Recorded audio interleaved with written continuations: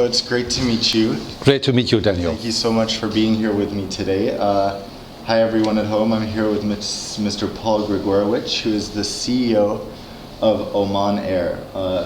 And today I'm going to be asking him a few questions about the airline, learning about what makes the airline so special. So let's start with that. That's what I always like to hear first. What in your eyes makes Oman Air special and sets you apart from your competitors?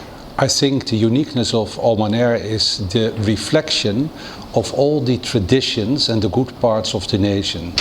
Oman is a beautiful country known for its hospitality, its open mindset. You know that Omani sailors were traveling around the world already ages ago, and in 1840 the Sultana ship was reaching already from Oman the harbors of New York. It has a very open and friendly and hospitable mentality, which is reflected in the airline as well, and that makes us unique in the Middle East. Oman Air has a slightly different growth strategy from your Middle Eastern competitors. And as opposed to buying huge wide-body jets, you're investing in 787s and even 737s, which, for example, Emirates it's not really on their list. So, tell us about your growth strategy and why it's different. I think the biggest difference is that we would like to continue to serve our guests one by one and not to handle passengers. If you can imagine that at a larger airport just around the corner with our neighbors, if 10 Airbus 380 arrive with each 500 guests on board, you have suddenly 5,000 passengers which are spitted out, which have to run around 5 kilometers to get the other flight on the other side of the terminal. Everything guided by the vision of His Majesty Sultan Qaboos in Oman is done with sustainability and to maintain a managerial environment. You don't find high-rise in this country. You see that the beauty of the nature is kept. It's not plastic fantastic here. Everything is pure. It is reflecting the core of the culture of Oman, and the same in the airline. We have a growth strategy, but we want to stop with 70 aircraft to 75 destinations in 2023. And today we have 50 aircraft and we have 58 destinations. So we are on a journey to manage our growth and to do this in a sustainable and responsible way. And I think that is the biggest difference between the biggest eruptions next door and the contained and well-controlled growth strategy here in Oman. Okay. And what is 70 aircraft a special number in the industry? Like, what will that number of aircraft allow you to It all has to do with the size of the market and the geographical position. And the government of Oman asked an American consultancy company a couple of years ago to make a strategic growth plan. And in this growth plan, based on the economic development and the geographical position, the best size, the optimum size of the airline would be 70 aircraft, and not flying to the United States and not flying to Australia, but to concentrate on Muscat, Europe, Far East and China, and a very strong network served by our narrow-body aircraft, and we will have 45 in total, to the sub-Indian or the Indian subcontinent. That's really interesting because everyone always asks, why doesn't Oman launch flights to New York, Oman Air launch flights to New York? Everyone wants you to fly there. Same with Australia. So what is it that makes you focus on the specific market here as opposed to... First of all, there is already quite an offer by our competitors to those regions. One. Secondly, you require a different type of aircraft for it, either the Airbus 380 or the Boeing 777. That would again add complexity where we have a sizable airline with scale but also standardization in our fleet. And the third point is, if you have an aircraft flying from here to New York 16.5 hours, 4 or 5 hours on the ground and 16.5 hours back, you're talking about 38 hours that one unit is on its way only to New York. If you look at the average ticket price, I prefer to use this asset for instance to the sub-Indian continent or to a destination closer to Oman, where it could make in the same 38 hours maybe 4 rotations, and at the end you earn more money. Yeah, so basically medium haul or short long haul flights are more profitable than ultra long haul. With the current competition, for sure. Yeah. All right, and moving on a bit to your product, you're renowned for, or you're well known for an incredible onboard product, especially with your Apex suite in business class. Yeah. People love it, and you happen to have currently 2 Kenya Airways 787s leased on a 3-year contract. Correct, and we still have 1.5 years to go, and they have a different configuration. I must admit, the configuration designed for Oman Air is superior. That's the reason why we are award winning. But I don't know if you have flown the 787 Dreamliners from Kenya Airways. I've flown both. The seating comfort is comparable to our competitors in the region. It is very comfortable, but it is not as unique and top of the luxury like we have it in Oman Air. We are operating them on several routes. We are constantly asking our guests on board for their feedback, how they like it, how we can improve it. And if they have experience, for instance, with other airlines in the regions, we do not get any negative remark about it, but they prefer, of course, our award-winning design. So talking about what your competitors offer, in what way does Oman Air compete versus collaborate with the other Middle Eastern carriers? Of course we compete with them, because every day they have their big wide bodies landing here in Muscat as well. From the other side, we learn from each other, and we also cooperate with each other. We have a very successful code-sharing agreement with Emirates, for instance, where their aircraft are having the Oman Air flight number and the other way around. So there we have a great cooperation. Also in the emergency response, for instance, if a crisis could happen, we exchange experiences, we exchange the training to make us and them as professional as possible. Because at the end we have one thing in common: safety first. Yeah. And if we can learn from each other, we will do it. From the other side, we all want to make money. Mm-hmm. There's nothing wrong with it. So there we could compete. Yeah. And does this have something to do with the Arab Air Carriers organization? Yes, we are all combined in that association. Why? Because we can exchange their experiences, work on security and safety, work on economic measurements, because we are all working with, for instance, central distribution systems, the so-called GDS systems, and they are imposing specific fees. How could we become more efficient together, which is allowed based on the antitrust laws which are applicable around the world. So we follow a very clear pattern of, for one side, cooperation, and to provide seamless service to our joint guests. From the other side, we have our different bottom lines, and we want to be profitable, because profitability is also the guarantee to be sustainable in the future. Yeah. Well, it's great to hear that you're still working to help each other in a way. Yeah. I had someone at the hotel that I was just staying at ask me about Salam Air, which I thought was interesting. I wasn't too familiar with them before I came to Oman. But they're a new low-cost carrier that's just launched a base here. So how do you expect to compete with them? Do you see them as a threat? Or? No, we work very closely together with them as well. And during the recent International Tourist Fair in Berlin, the ITB, they were hosted even in our booth. Why? Again, we have something in common: to promote the beauty of the Sultanate of Oman, to bring tourists to Oman. Salam Air is more or less opening up a different market segment. They are a low frills airline, and where people are today maybe not traveling or taking the bus to Salalah, they can now also take Salam Air. And Salam Air will open destinations where Oman Air is not yet flying to, for instance in Pakistan.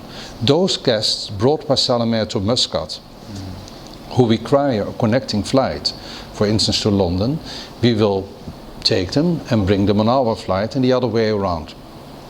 So we have a cooperation with them. They are still tiny. They only have 2 units. They will grow in the years. And it was an initiative from the Minister of Transport to have a type of segmentation where Oman Air is very much upmarket luxury. I don't like the word so much, more a boutique style airline, but also to have a type of commodity for the other segments which could be interested in flying. Oh, that's great. Moving on to the subject of sustainability. You spoke a little about being a sustainable airline in the way of growth and like easing your operations, but what about for the environment and growing in a good way? Corporate social responsibility is very important for Oman Air, and we have a number of measurements how to reduce the fuel burn or the emission into the beautiful blue skies here in Oman. Taxing on one engine, for instance, having repetitively engine wash, that the blades are not dirty and therefore would need more fuel than they would be normally when they would be clean. On top of that, even recycling, and you saw it maybe in the building, paper and newspapers are recycled, and therefore we try to contribute also to the environment, which is extremely important. We have a separate department for this. This department again is learning from other airlines who are already far further than we are. Some airlines are not even flying on fuel anymore, but they have alternative sources. We are not going to do this as an oil producing country straight away tomorrow, but there are other measurements of recycling our old uniforms, what can we make from them, and that is very important to give our contribution to a more sustainable environment. So it's interesting as an oil country to run an airline, or to have an airline, I think, because we've seen oil prices dip. And I'm really curious how that has affected Oman Air, whether it's been a positive change for you or a negative change being based in an oil. It is positive and negative. Let's start with the negative part. All the GCC countries, the governments, were having their national budgets built on fuel price of around 90 to 100 US dollar per barrel. Yesterday the fuel was 51 US dollar per barrel. So they are spending more than they are getting in, which resulted in tough cost-cutting measurements by all the governments, and thus also the related projects in the regions, which have been slowed down. And if you have a lower number of government officials traveling, for instance, abroad, we see this in our prime cabins. If you have projects which are slowed down, you see a lower number of workers coming to the region to do and to build and to contribute to the finalization of those larger projects. So we see a reduction in the number of guests for those reasons. Fortunately, we see an increase in the number of tourists visiting the country. Now the positive part is, due to the fact that the government is not as rich anymore, they have reduced the support to the national airline of the Sultanate of Oman. When I came here 2.5 years ago, we were still getting 131 million Oman Riyals, which were roughly 500 million US dollar. Today, last year, I got only 20 million Oman Riyals because there is less money available. So it forces us to be a more independent airline, and there's quite an opposition from a number of airlines that they would say, oh, in the Middle East there's unfair competition. But what they forget, in the US where you had Chapter 11, that if you want to redo all your contracts or your labor contracts, you go into Chapter 11, you are allowed to cancel everything. The state is supporting you, and you can start as a greenfield fresh airline again with better conditions. Or like the Europeans, there was a lot of opposition from Europe. Oh, you are state supported in the Middle East. What they forget, that British Airways got until Margaret Thatcher state support.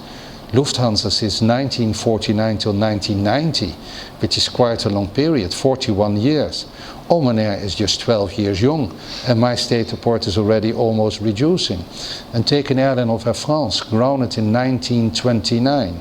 Almost 100 years. The French government is injecting money again in Air France. So I think we should relatively look at it in a more or less, let's say, moderate way. Every country needs an airline to contribute to the national economy. Oman Air was contributing last year close to 900 million Oman Riyals by bringing tourists, by creating jobs, by offering business opportunities.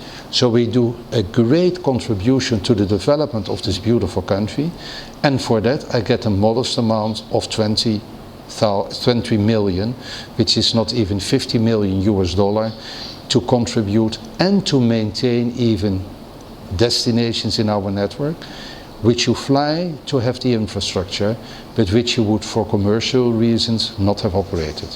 Ah, that's very interesting. Would you say that that's something that sets you apart from the other Middle Eastern carriers, that you, or at least has Oman Air always grown keeping in mind that you want to be a sustainable airline without state support? Yes, it is very clear, and this is also the direction of the government. Despite our huge contribution to the national economy, we have to be self-supporting. And we are on a journey to achieve that. Great, great. So all my viewers are super interested to know a little about you as well, and what it's like to run an airline like this. And Mr. Gregorowitsch has worked at KLM, Air Berlin, Martin Air. Yeah. Correct, yeah. And even more. So he has a bunch of experience in the industry. And what do you do on a day-to-day basis running an airline? First of all, I am now 37 years in the aviation industry, and I must say that I feel very privileged to be allowed to work in Oman with the team we are having here. Not only because it is a lovely country, but it is a country with huge potential, and we are growing the tourism sector by playing such a vital role. And everyone who has not been to Oman, I invite you to come, because how did I end up at Oman Air? It's quite a funny story. I had an offer to leave Berlin and start a job back in my home country. Mm-hmm. And during Christmas, my family and I'm married, we have 3 children, they have their boys and girlfriends. We traveled, the 8 of us, to Oman, like we traveled before to the US, to the Caribbean. I said, let's move in 2013-14 for Christmas to Oman. So we had a lovely trip of 2 weeks here. After I came back from the trip, I called one of my friends who has an executive search company. Happy New Year to you. And by the way, where did you spend your Christmas? He went to the Far East. I said, we went to Oman. A lovely country, beautiful, splendid people, hospitality is great. He said, by the way, I've been there several times and they are looking for a new CEO. That is your job. Not knowing that 7 months later, I started in Oman Air. I call this destiny or karma. Now, looking to the airline, it is beautiful to work for an airline which is growing. And when I arrived here, we had 32 aircraft, and nowadays we have 50 aircraft, and we are on a journey to have 70 aircraft. And you see an airline developing and to become on its journey every day more professional, with a high and more commercial, and contributing to the country's economy. That is completely different than working in a European environment, where you were working with 170 aircraft in a market of 60 million inhabitants, with 800 flights a week only between that market to Palma de Mallorca. So the beauty of the, let's say, this airline growing into become a larger airline but still maintaining its uniqueness is a beautiful challenge, and I feel privileged every day to work together with my 7,500 colleagues here in Oman. That's incredible how fate worked, that way that you came here. And your entire family came with you too. Well, our children are grown up, they have their own careers, but my wife is here and we are enjoying the hospitality in this country. That's very nice. And do you have any word of advice for people who want to pursue a career in aviation management? Any little tip?